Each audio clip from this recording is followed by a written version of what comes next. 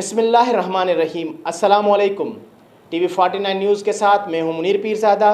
آئیے چلتے ہیں خبر کی جانب۔ این سی ایچ ڈی تحصیل قاضی احمد کے اساتذہ کی جانب سے 7 ماہ گزر جانے کے باوجود تنخواہیں ادا نہ کیے جانے اور اساتذہ کو ریگولر نہ کیے جانے پر سندھ حکومت کے خلاف احتجاج کیا گیا۔ اس موقع پر مظاہرین کی جانب سے سخت نعرے بازی کی گئی۔ مزید بتا رہے ہیں قاضی احمد سے ہمارے نمائندے اشفاق احمد راجپوت۔ جی اشفاق، کیا تفصیلات ہیں؟ آگاہ کیجیے گا۔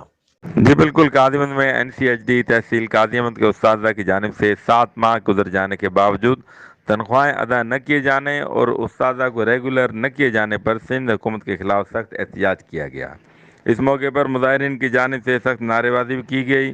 عبدالقیوم سومرو، نور علی رند، نالم ٹوڈاری و دیگر نے میڈیا نمائندگان سے بات کرتے ہوئے بتایا کہ ہمیں مسلسل 7 ماہ گزر چکے ہیں لیکن ہمارے تنخواہیں ہمیں ادا نہیں کی جا رہی اور نہ ہی حکومت کی جانب سے ہمیں ریگولر کیا جا رہا ہے، جس سے ہمارے گھر والے اور بچے فاقہ کشی پر مجبور ہیں۔ ہم حکومت سندھ سے مطالبہ کرتے ہیں ہمیں جلد از جلد تنخواہیں ادا کی جائیں اور ہماری نوکریوں پر ہمیں ریگولر کیا جائے۔